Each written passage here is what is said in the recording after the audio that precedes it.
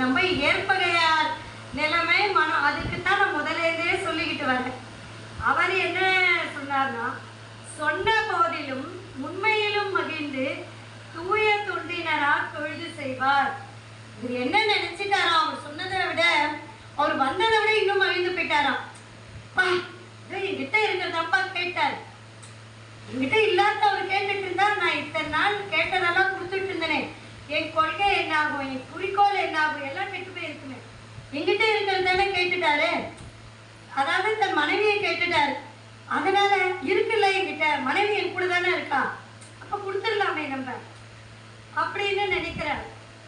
உடனே என்ன பண்றாரு, கடகடான்னு ரொம்ப சந்தோஷமாயிட்டு உள்ள போறாரு.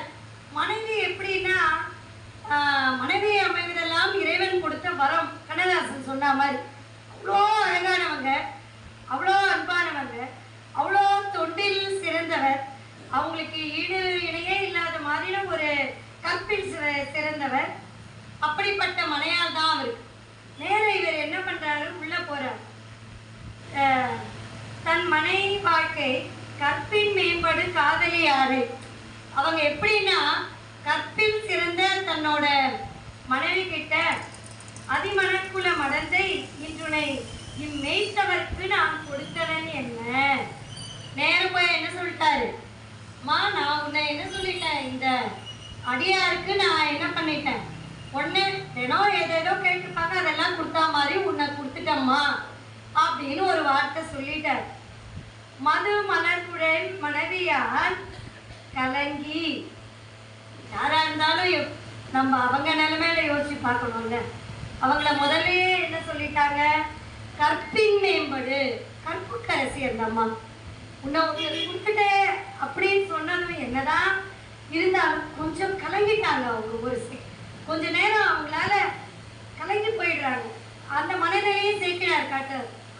என்ன பண்றதுன்னு அவங்களுக்கு புரியல, சொல்லவும் தெரியல. கலங்கி மனம் தெளிந்து அப்புறம் கொஞ்சம் தன்னை சுதாரிச்சுக்கிறாங்க. மனம் தெளிந்து பின் மற்றது பொழிவார். அதுக்கப்புறமா அந்த அம்மா பேச ஆரம்பிக்கிறாங்க. கொஞ்சம் சொன்னதும் கலங்கி போறாங்க, கொஞ்ச நேரம் எடுத்துக்கிறாங்க, கொஞ்சம் ஏதோ யோசிச்சு தெளிஞ்சிடுறாங்க. தெளிஞ்சு சொல்றாங்க, இன்று நீர் எனக்கு அருள் செய்தது இதுவே, என் உயிர்க்கொரு நாத நீர் உரைத்ததொன்றை நான் செய்யும் அத்துணை உரிமை வேணுதோ எனக்கு. அதாவது நீங்க இன்னைக்கு என்ன கொடுத்துருக்கீங்க இன்னைக்குன்னா, இந்த உரிமை தான் நீங்க எனக்கு அருள் பண்ணியிருக்கீங்க. என்ன அவருக்கு கொடுக்கணுன்ற அந்த உரிமை என் உயிருக்கு நீங்க கொடுத்துட்டீங்க. சரி, அதை நான் என்ன பண்ணிடுறேன், ஒத்துடுறேன். ஏன்னா அவங்க கூடயே இருந்து பார்க்குறாங்க, அவரை பற்றி நல்லா தெரியும். எதை கேட்டாலும் கொடுக்கணும்னு இருக்கவர், இவர் கொள்கையை விடாதவர், குறிக்கோள் வச்சிருக்கவர். சரி, அவரோட குறிக்கோளுக்கு நம்ம என்ன பயன்பட்டதா இருக்கட்டும். நம்ம ஏதோ ஒரு விதத்துல தன்னோட கவனத்துக்கு கூட இருந்து ஊழியம் பண்றதுன்றது ஒரு பக்கம் இருந்தாலும், அவரோட தொண்டுக்கு நம்ம ஏதோ ஒரு விதத்துல பயன்படுறோம் நம்ம நினைச்சுப்போம். என் உயிர்க்கொரு நாதனீர், அதனாலதான் அந்த வார்த்தையை போடுறாங்க, உயிரின் நாதன். இந்த உயிரானது எப்பவுமே அவங்களுடைய பிடியில இருக்கும். இந்த கற்புக்கரசிகள் எல்லாருக்குமே உயிர் அவங்க பிடியில இருக்கும். கண்ணகி என்ன பண்றா, போய் தன்னுடைய கோவலன் இறந்து பட்ட பிறகு அங்க பாண்டிய நெடுஞ்செழியன் கிட்ட போய் நீதி கேட்கிறாளா, நீ மாத்தி கொடுத்துட்ட சிலம்பு என்னுடைய ரத்தின பரல்கள் உன்னோட முத்துன்னு செய்து உடைச்சி காட்ட மன்னன் நீதி தவறி போறான். உடனே அந்த இடத்துல என்ன ஆகணும், நெடுஞ்செழியன் அப்படியே இறந்து போறான். உடனே என்ன பண்றாங்க அந்த போப்பெருந்தேழி, உடனே தன்னோட உயிரை, இந்த எல்லாருமே படிச்சிருப்பீங்க, உடனே தன்னோட உயிரை அப்படியே விட்டுறாங்க. இந்த கற்புக்கரசிகள் எல்லாருக்குமே உடனே உயிர் விட முடியுமா அப்படின்னா முடியும். அவங்க உயிரானதான் அவங்களுடைய உடமையில் இருந்தது. இப்ப நம்ம கிட்ட நம்ம உடம்பு கூட நம்ம உடமையில இல்லை. நம்ம சொல்றதை எங்க கேக்குது, நம்ம உடம்பே கேட்க மாட்டேங்குது. இதுல உயிர் எங்க கேட்க போகுது. அந்த வாழ்ந்த அந்த கற்புக்கரசிகள் அந்த அதனால் வேறு ஏதாவது தவறுதலாக எப்படியெல்லாம் சேர்க்கிறார் புரிய வைக்கிறார் பாருங்க.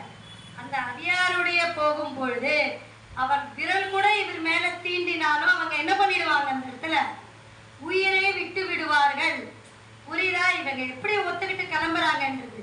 அதே மாதிரி ராவணன் சாகரான், அங்க சாகும் போது என்ன ஆகுது, மண்டோதரி உடனே இறந்து போறான். கற்புக்கரசி அவனுக்காகவே வாழ்ந்தவன். அப்போ இந்த மாதிரியில அதனால இவ போகிறான்னும் பொழுது இங்க யார் சிறந்து நிக்கிறா? இந்த ஏற்பகையாருடைய மனைவி. அப்ப அவ என்ன நினைத்து கொண்டு அவருடைய போக சம்மதிச்சான்றத நம்ம இன்னைக்கு ஏதோ பேசுறோம். அதை சேக்கிழார் எப்படி நமக்கு புரிய வைக்கிறாரு பாருங்க. அதனால அந்த உயிர் அவளிடம் இருந்தது. எப்ப நினைச்சாலும் அவள் விட்டு விடுவாள். அதனால இப்ப இந்த குறிக்கோள் கிடக்கூடாது, தன் கணவரோட குறிக்கோள். அதனால நான் போறேன்னு ஒத்துக்கிட்டு வெளியில அவளே வந்து அந்த சிவனடியார் பக்கத்துல போய் நின்றுடுறான். இனிமே இல்லை இல்லையா, ஏற்பகையார் மனைவி கிடையாது. போய் அவருடைய பக்கத்துல நின்றுடுறார். தன் தனிப்பெரும் கணவரை வணங்கி, தனிப்பெரும் கருணை, அவரை மாதிரி ஒரு கணவரை எல்லாம் பார்க்க முடியாது. அவரை வணங்கி உடனே அவரும் என்ன பண்றாரா, தாம் எதிர் வணங்கி அவரும் இப்ப அவங்கள கொடுத்துட்டாரு. அவரு வணங்குறாரா தன் மனைவிய வணங்கி சென்று மாதவன் சேவடி பணிந்து போயிட்டு யார வணங்குறாங்க, வந்திருக்காருல சிவனடியார். போய் இந்த அம்மா அவருக்கு காலில் விழறாங்க. விழுந்து திகைத்து நின்றனள் திருவினும் பெரியாள். எப்படி ஒரு வார்த்தை, திகைத்து நின்றனள். பார்த்துட்டாங்க அந்த அம்மா, யாரோட திருவடியை பார்த்துட்டாங்க, அந்த சிவனடியார் திருவடியை பார்த்துட்டாங்க. மாலுக்கும் மயனுக்கும் காண முடியாத அந்த திருவடி யார் வீட்டு வாசலிலே வந்து நிற்கின்றது? அடியாரின் வீட்டு வாசல். அத்துணை பெரிய புராண வரலாறும் அத்துணை வீட்டு வாசலிலும் அந்த சிவபெருமானே வந்து நின்றான். அத்துணை அடியார்கள். நீங்க போய் கோயில்ல போய் யாரும் தேடல, கோயில்ல போய் யாரும் சிவபெருமான் கூட்டிக்கிட்டாருன்ற கதையே இல்லை அடியார் வரலாறு. ஒவ்வொரு வீட்டு வாசல்லையும் வந்து நிற்கிறார் சிவனடியார். எப்பவுமே ஆண்களுக்கு அறிவு ஜாஸ்தி, பெண்களுக்கு எப்படின்னா உணர்வு ஜாஸ்தி. அவங்க அந்த உணர்வு கண்டுபிடிச்சிருவாங்க. தன்னை யாராவது தப்பான நோக்கில பார்க்கறாங்கன்னும் போதே பெண்களான எல்லாருக்குமே தெரியும் அவருடைய பார்வை எப்படி இருக்கு, நம்மளை எப்படி பார்க்கறாங்க. ஒரு புடவையை சரி செய்து கொண்டோன்னா அவங்களுக்கே தெரியாது. ஏதோ ஒரு விதத்துல அவங்க சரி பண்ணிக்கிட்டு இருப்பாங்க. ஏதோ ஒரு இன்ட்யூஷன். எப்பவுமே ஆண்கள் அறிவு வயப்பட்டவர்கள், பெண்கள் உணர்வு வயப்பட்டவர்கள். இவருக்கு தெரியல. இவர் அடியார் குறிக்கோள் சிவனடியார்னால சிவபெருமான், அவ்வளவுதான் அவருக்கு தெரிஞ்சது. கண்டுபிடிச்சிட்டாங்க அந்த அம்மா. திருவினும் பெரியான்னு ஒரு வார்த்தையை போடுறார். திரு யாருங்க? மகாலட்சுமி. மகாலட்சுமியை விட பெரியவன் சொல்லிட்டாரு ஏகப்பகை நாய். ஏன் அவர் என்ன பண்ணாரு? சிவபெருமானுடைய அடியை தேடி போறார். பன்றி அவதாரம் எடுத்து கீழே தோண்டிக்கிட்டு போறார். கண்டுபிடிச்சாரா? கண்டுபிடிக்கலையே. எப்பவுமே நமக்கு என்ன பெருமை? எப்பவுமே என் கணவர் இந்த வேலை பார்க்கிறார், பெருமையா சொல்லிப்பான். இவர் இதுல வேலை பார்க்கிறாருங்க, அவர் என்ன பண்றார், அவர் இவ்வளோ சிவத்தொண்டு பண்றார், இவர் இவ்வளோ ஆலயங்களுக்கு நன்கொடை கொடுக்கிறார், என் கணவர் இப்பேற்பட்டவர். இதுதானே எல்லா மனைவிக்கும் ஒரு மகிழ்ச்சி. அந்த மகிழ்ச்சி யாருக்கே கிடைக்கலையா? மகாலட்சுமிக்கே கிடைக்கலையாப்பா. அவர் சொல்லிக்க முடியல. என் கணவர் வந்து சிவபெருமானுடைய அடியை பார்த்துட்டார்ல அப்படின்னு அந்த மகாலட்சுமி திருவினும் பெரியார் அவளுக்கே கிடைக்கலையே. அது யாருக்கு கிடைச்சிருச்சு? இப்ப இந்த இடத்துல ஏற்பகையாரோட மனைவிக்கு கிடைச்சிருச்சு. அதனால அவரை எப்படி வசத்தி போடுறாரு பாருங்க சேக்கிழார். திருவினும் திருவிழால் பார்த்துட்டார். வந்திருக்கிறது யாருதான்? ஏன்னா அவளும் இணையா கணவரோடு திருத்தொண்டு பண்ணிட்டு இருக்க பெண்மணி. கண்டுபிடிச்சிட்டா, தைரியமா கிளம்பிட்டான். சரி, அடுத்து என்ன நான் பண்ணணும்? இவருக்கு அதோட புரியல. ஐயோ, நீங்க கேட்டீங்க, கொடுத்துட்டேன். அவருடைய பாக்கியம் மனைவியும் ஒத்துக்கிட்டு வந்துட்டா. இன்னும் நான் என்ன பண்ணணும் அப்படின்னு சொல்லிட்டு இவரை என்ன பண்றாரு, அந்த அடியார்கிட்ட இவர் கேட்கிறாரு, நான் இன்னும் என்ன பண்ணணும்? அதுக்கு அவர் சொல்றாரு, காதல் மேவிய சுற்றமும் பதியும் கடக்க நீ துணை போதுக என்றார். அதோட விட்டாரா?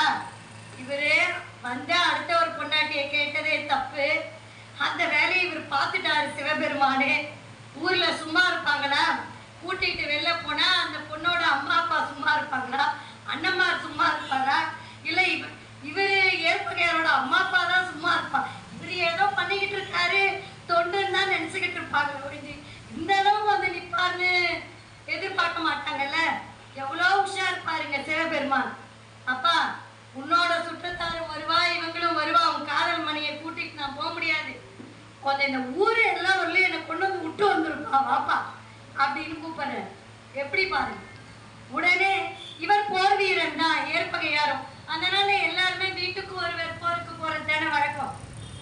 உள்ள போனாரு, மாலை எடுத்துன்னு கிளம்பிட்டாரு. ஏற்பகையார் வெளில வந்துட்டாரு. வாங்க போலாம், நான் இருக்கேன். இது ஊருக்கு எல்லாமே தெரிஞ்சிட்டு மனைவியின் சுற்றத்தாரும் இவரோட சுற்றத்தார் வந்துட்டாங்க. வள்ளலார் சுற்றத்தாரும் ஏற்பகையாரோட சுற்றத்தாரும் எல்லாரும் வந்துட்டாங்க. வந்துட்டு என்ன சொல்றாங்க, ஏற்பகை பித்தனால், இந்த பித்தனி ஏற்பகை தான் இப்படி பண்ணினாரு அப்படின்னு சொன்னா, தன்னை கொண்டு போவதாய் ஒருவன், இந்த பொண்ணையும் அவன் தான் கொடுக்குறான்னா இவனும் கூட்டின்னு போறானே, இவன் எப்பேற்பட்டவனா இருப்பான் அப்படின்னு சொல்லிட்டு சண்டைக்கு வந்துடுறாங்க. எல்லாரும் வந்ததும் கம்பு கபடா வில்லு வேலு எல்லாம் எடுத்துட்டு வராங்க. வாயால பேசி பார்த்தா நடக்கல.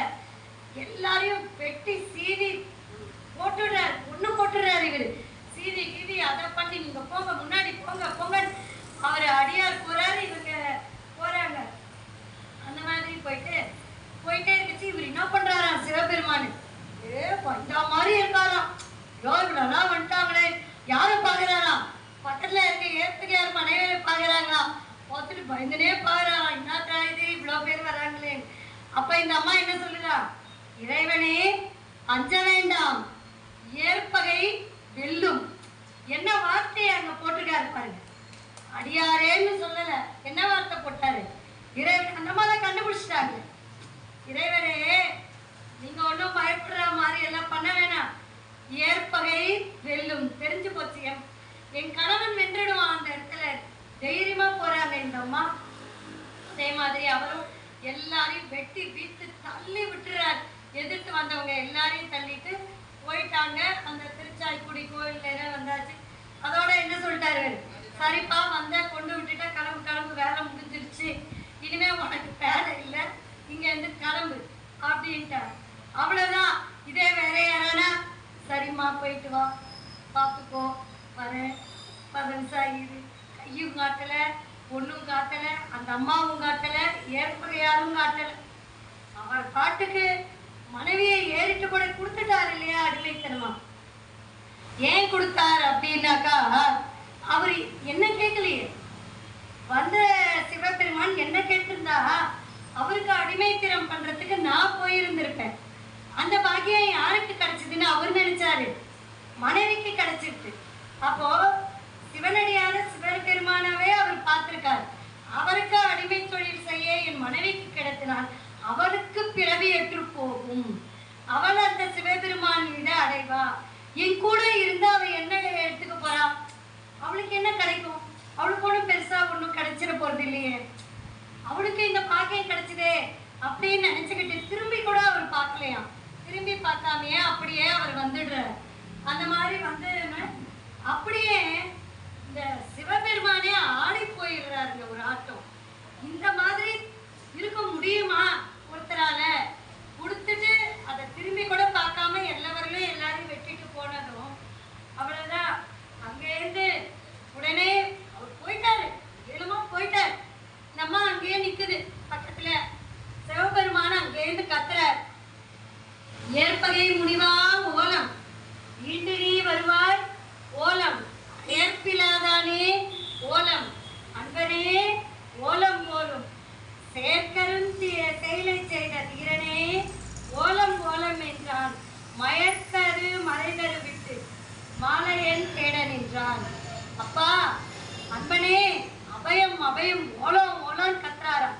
நமக்கு ஏதாவது பிரச்சனைனா அபயம் அபயம் யார்கிட்ட போறோம், சிவபெருமான் கிட்ட தான் போய் நிக்கிறோம். வேற யாருக்கு போய் நிக்க முடியுது, அவர் தான் அபயம் நிக்கிறோம். அவர் யாரு அபயம் அபயம்னு கூப்பிடுறாராம். அப்பா அவரே ஓலம் ஓலம், செயற்கரும் செயலை செய்த தீரனே ஓலம் ஓலம்ன்றார்.